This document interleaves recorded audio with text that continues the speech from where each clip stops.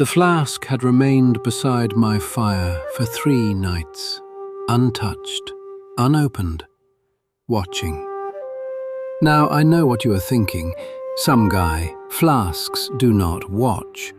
And under ordinary circumstances, I would agree. But there was nothing ordinary about that piece of black glass. During the day, it looked empty. At sunset, a pale light appeared within it. And when the stars emerged, the liquid inside moved in slow circles, as if it remembered a sky that did not belong to Azeroth. I did not drink from it, not yet. The first cup had carried memories of fell fire. The second had shown me the shape of redemption.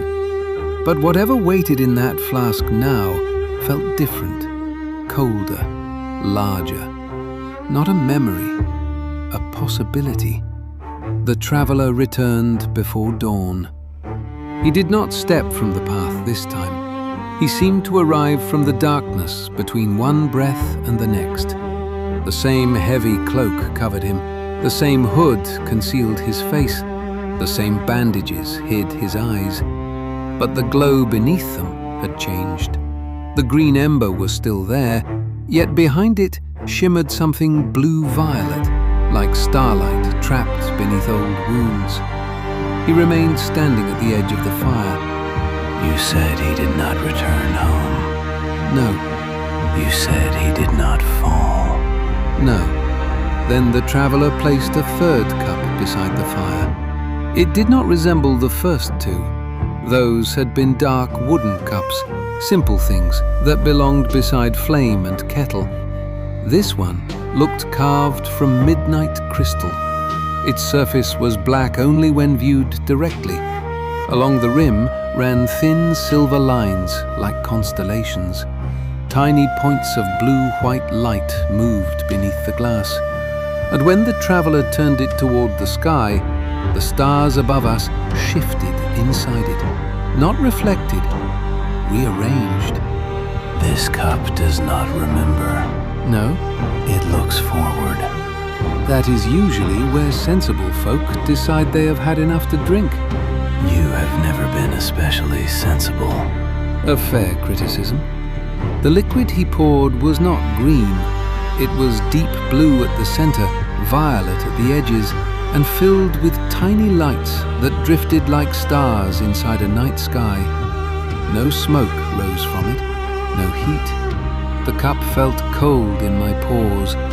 Not winter cold, empty space cold.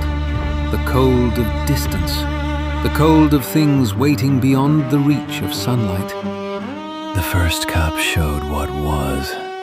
The second showed what the world refused to understand. The third shows what may yet be. Future sight is a dangerous thing. So is ignorance. And certainty. Then do not mistake possibility for destiny. Only look. To the wars that end, and the duties that do not. The flames did not bend inward this time.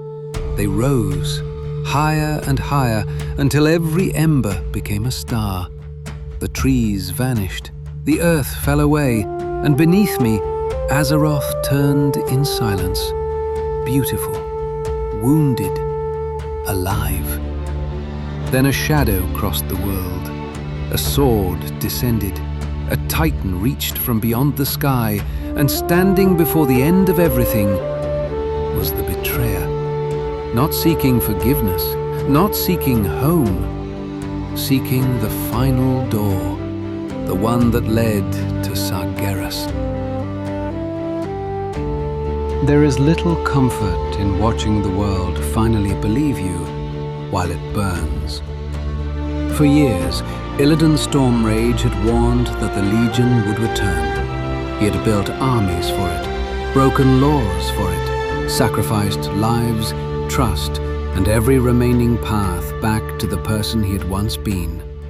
And then the sky opened. Fell portals tore across Azeroth. Demons poured through in numbers that made old victories seem like temporary delays. Cities prepared for siege, sacred places became battlefields, and the Legion came not to test Azeroth, but to finish what it had begun. The world had once looked upon the Illidari and seen monsters. Now those monsters were released from their prisons.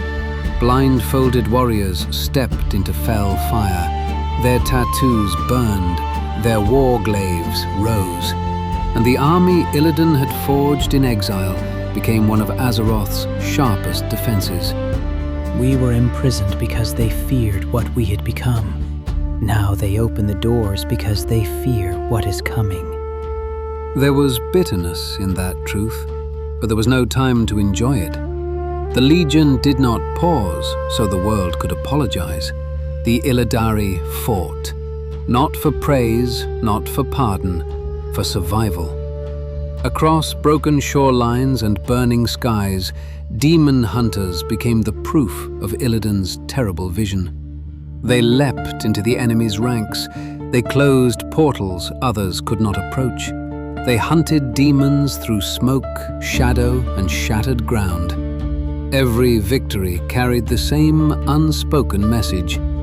He told you, he prepared, and you called him mad.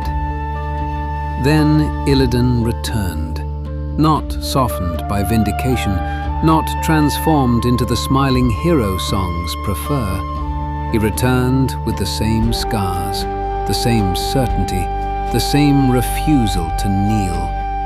The war the world had denied was finally here, and Illidan did not waste time asking who believed him now. He asked where the Legion could be made to bleed.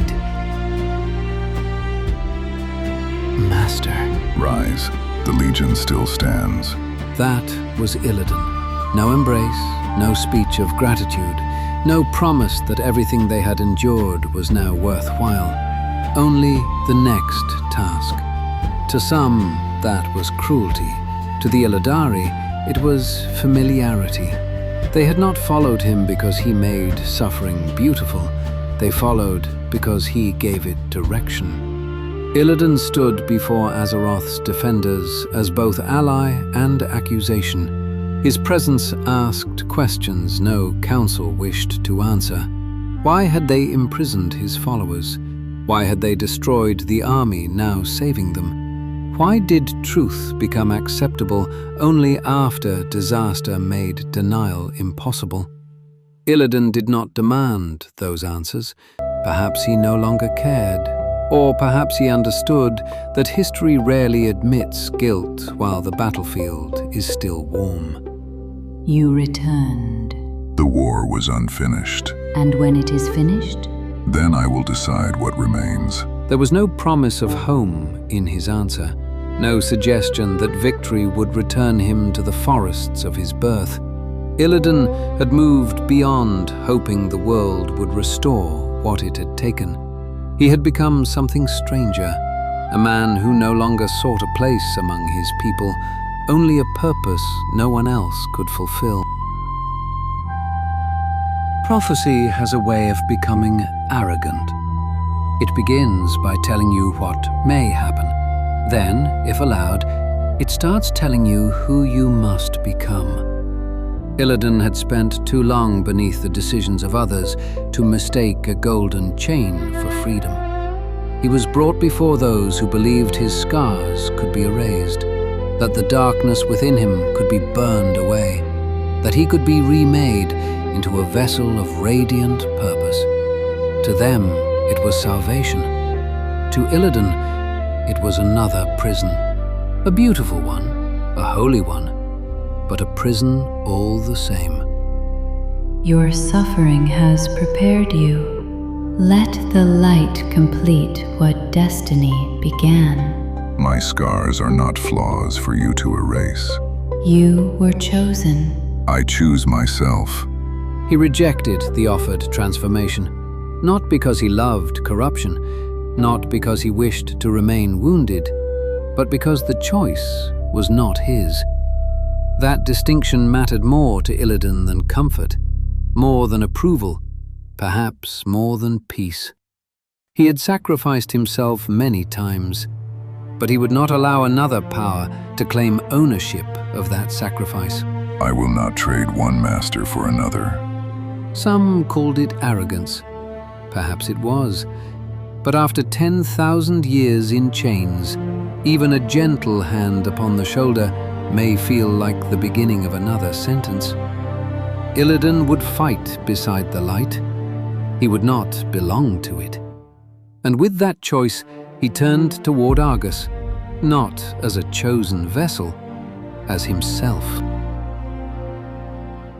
Defending Azeroth would never be enough.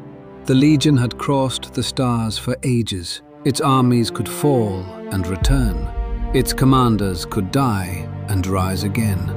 So long as the machinery behind the Burning Crusade endured, every victory was only borrowed time. Illidan understood this. He had always understood it. You do not defeat an endless army by standing forever beneath its blade. You follow the blade back to the hand. And so Illidan opened the path to Argus. The sky changed. Azeroth looked up and saw a broken world hanging impossibly close. Argus. Green fire moved across its surface. Cracks glowed like wounds. Storms crawled over ruined continents. The Legion's homeworld appeared not as a distant star, but as a threat placed directly above every living soul. Imagine waking beneath that sky. Imagine looking upward and seeing the enemy's world staring back. No more waiting, no more walls. We take the war to them. You would place an entire world within reach of the Legion. It was already within reach. Now the road travels both ways. Once again, Illidan took the enemy's weapon and turned it around. Once again, the act was brilliant. Once again, it was terrifying. The portal opened, armies crossed, and Azeroth's defenders stepped onto a world where death had been forged into industry. Argus was not a battlefield.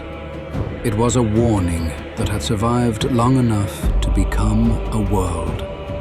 The land was scarred beyond healing. Fell rivers cut through black stone. Fortresses stood over fields where souls were harvested, broken, and fed into the Legion's endless war. There were no peaceful valleys untouched by the Crusade, no quiet horizon, no place where the sky had forgotten Sargeras. The heroes of Azeroth saw what the Legion had built, not merely an army, a system, a cycle. Demons slain across the cosmos were returned to the war. Death itself had been made temporary. Every victory against them had been forced to fight the same battle again. They do not fear death here.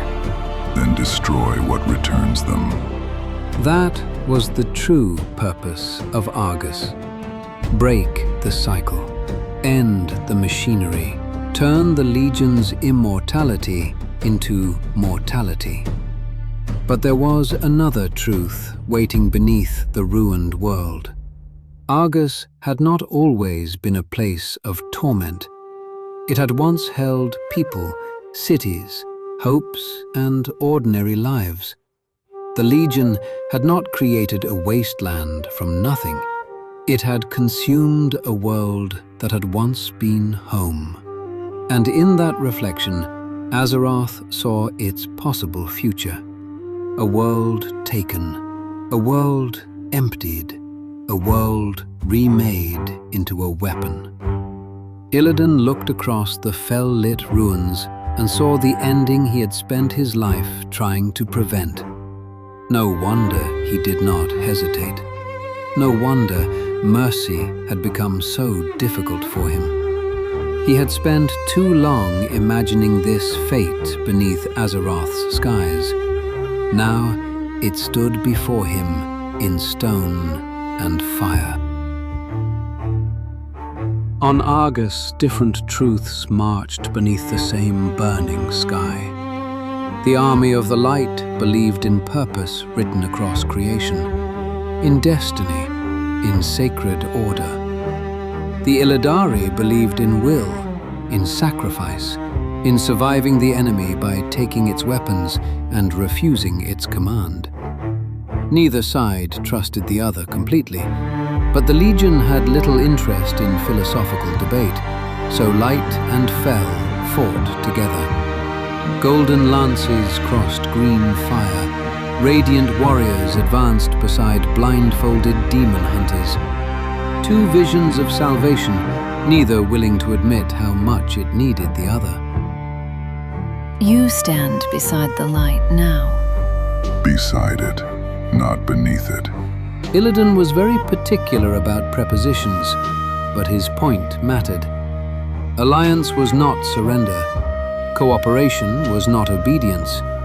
The army of the light looked upon Illidan and saw a soul that might have been purified. Illidan looked upon them and saw another power convinced that certainty made it righteous. And yet they fought. Because sometimes unity is not agreement. Sometimes it is two people standing back to back because the enemy in front of them is worse than the argument behind. Their line is breaking. Then do not allow it to close. Advance. Across Argus, the Alliance pushed deeper, toward the heart of the Legion, toward the imprisoned Titans, toward the seat of the Pantheon, toward Sargeras. There are places where mortal language becomes too small. The seat of the Pantheon was one of them. Titan power moved through the chamber like weather. Light formed chains vast enough to bind worlds. The surviving spirits of the Pantheon gathered to confront the brother who had betrayed their purpose and turned creation into a battlefield. Azeroth's champions stood among beings once worshipped as gods. Illidan did not kneel. Of course he did not.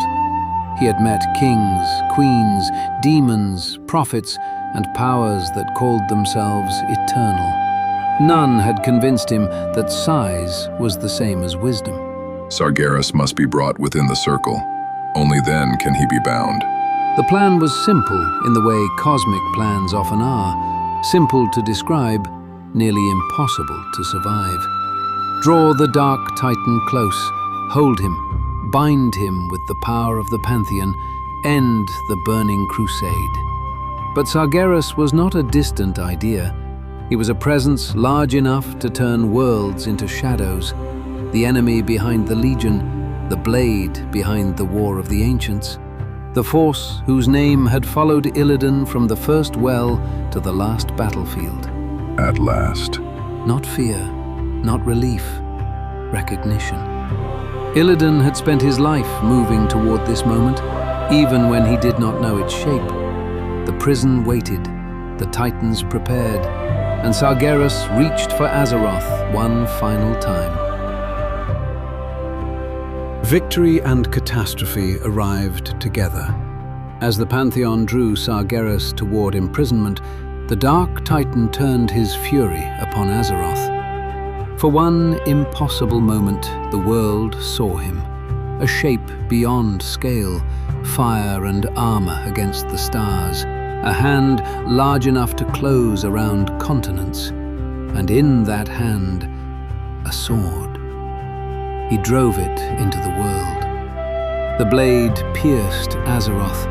Mountains trembled, the earth cried out. A wound opened in the planet even as the Legion's master was pulled away. This was no clean victory, no bright ending. The crusade was broken. Sargeras was bound, but Azeroth survived with his sword buried in her body. That is often how great wars end, not with wholeness, with survival. The heroes looked upon the wounded world. The path home opened. The battle was over. And then Illidan looked toward the prison, toward Sargeras. toward the being responsible for so much of what he had become. The portal is closing. Then go. And you? My hunt is not finished. This was the cruel symmetry of Illidan's life. After 10,000 years longing for freedom, his final free choice was to remain inside a prison. No one ordered him to stay. No prophecy named him. No council condemned him. No brother judged him. He chose. The portal home waited. Azeroth lay beyond it. The forests of his birth, the people he had loved, the followers who had sacrificed everything in his name. All of it stood on the other side. Illidan turned away. Master, come with us. The Legion is broken. Your path is your own now. And yours? Ends here. But it did not end. Not truly. It changed. Illidan, once imprisoned because others feared what he might do, now became the watcher of the greatest prisoner in existence. The betrayer became the warden. The hunter became the guard. The man who had spent his life refusing chains chose to stand where the chains could never be left unwatched. Perhaps he believed only he could understand Sargeras. Perhaps he feared what the Titan might become if no one remained. Perhaps he simply could not imagine a life after the hunt. The others crossed the portal. Maiev hesitated. For all her hatred, for all her pursuit, for all the years she had shaped herself around bringing Illidan to justice, the idea of leaving him behind carried no victory. This is not absolution. I did not ask for it. Then what do you call this? Purpose. The door home closed. Illidan remained, alone with Sargeras. Here, friends, the records grow silent. What follows lies beyond the chronicles. The third cup does not show certainty. It shows possibility, a road that may exist, a future that may yet choose another shape. The seat of the Pantheon is quiet. The Titans hold Sargeras within bonds of cosmic light. And before the imprisoned Dark Titan stands Illidan Stormrage. Two figures defined by sacrifice. Two figures convinced they alone understood the enemy. Two figures who crossed every boundary placed before them. But they were not the same. Sargeras destroyed worlds to prevent their corruption. Illidan endangered himself, his followers, and at times those around him, to preserve a world he could no longer belong to. One answered fear with annihilation. The other answered fear by becoming a weapon. Perhaps they speak. Perhaps silence is too small for beings carrying so much unfinished war. You believe yourself my jailer. I am the reason you remain here. You are a fragment standing before a storm, and yet the storm is chained. Sargeras may look upon Illidan and recognize something familiar. Not equality, not kinship, but the shape of conviction without permission. The willingness to become hated in service of a truth others refuse to see. And Illidan may look upon Sargeras and see the final warning. The destination of every sacrifice that forgets what it was meant to protect. They will fear you again. They always did. Then why guard them? Because I chose to. That may be the difference between them. Not power, choice. What remains when the war ends? For most soldiers, there is a road home, a table, a familiar voice, a place where the armor can finally be removed. Illidan had none of those things. No Illidari gathered before him. No battlefield waited for command. No Tyrande beneath the moon. No Malfurion to oppose him. No Maiev to pursue him. Only the seat, the chains, the titans, Sargeras, and silence beyond the stars. For a man who built his identity around the hunt, peace may have been the most frightening silence of all. Perhaps he walks the same cosmic halls again and again. Perhaps time passes differently there. Years on Azeroth may feel like hours, or one moment beside Sargeras may stretch longer than the prison beneath Hyjal. The third cup showed me Illidan standing with his warglaves at rest, not lowered in surrender, simply still. I had never imagined him still. He would endure. Perhaps. He has endured worse. Has he? The traveler's hand tightened around his staff. The silver constellations along the third cup shifted. For a moment, the stars inside it formed the outline of wings. Then the image passed. I said nothing. Some truths do not reveal themselves because they are chaste. Sometimes they must believe they are still hidden. Beyond the vision, Illidan remained at his post, watching, waiting, and perhaps listening to the only being who truly understood the scale of what might still be coming. A prison has purpose only while the prisoner must remain contained. A warden has purpose only while the door must remain closed. But the third cup showed a question moving through the darkness, not an answer, a fracture. Far beyond the seat of the Pantheon, something black and violet touched the edge of the stars. Not fell, not Titan light, something colder, something that did not burn worlds, but emptied them. The void. Or perhaps only one of its shadows. Sargeras had claimed he began his crusade to prevent creation from falling to corruption. His answer had been monstrous. His fear may not have been imaginary. What then happens when Illidan learns what frightened the Dark Titan? What happens if the prison weakens, if the Pantheon fades, if Azeroth awakens, if something arrives that chains cannot stop? You guard the wrong door. Then tell me which one matters. You are not ready to hear it. I have heard that before. There are phrases one should never offer Illidan Stormrage as a challenge. The cup showed possibilities. Illidan studying the prison, Illidan questioning Sargeras, Sargeras offering knowledge wrapped in threat.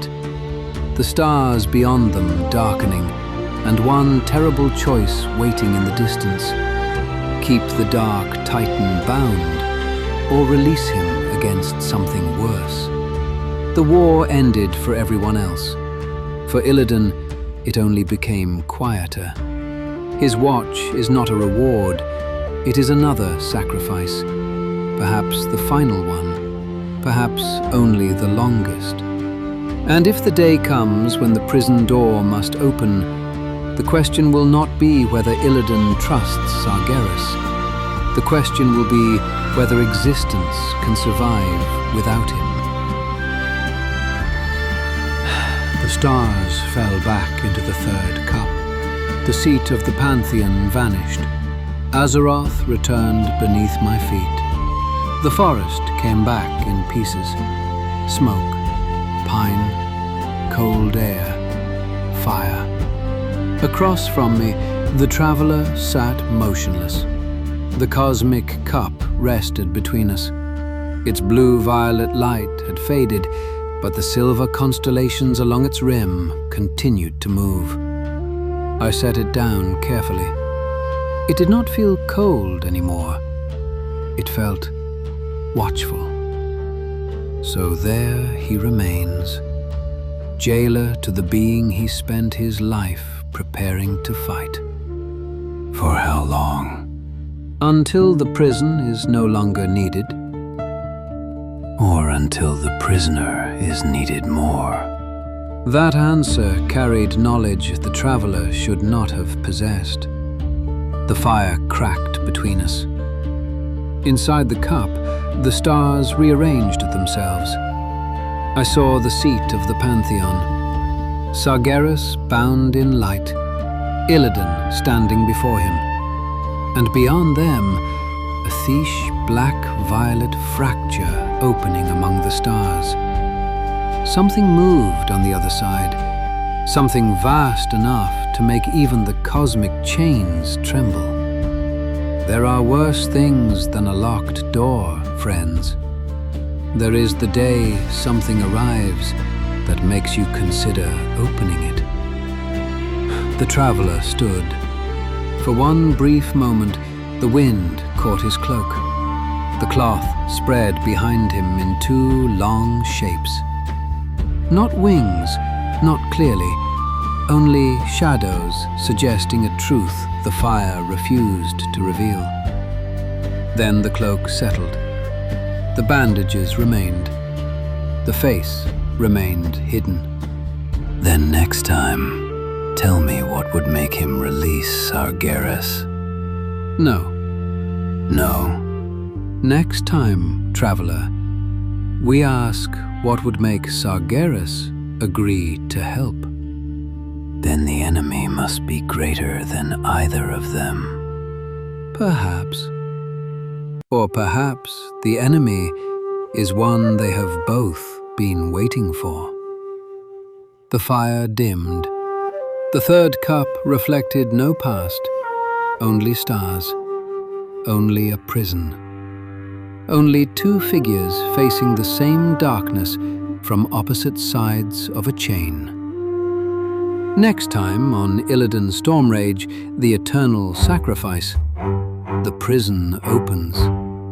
The jailer returns, and the dark titan faces the one war even he could not destroy. Part 4. Return of Sargeras and Illidan.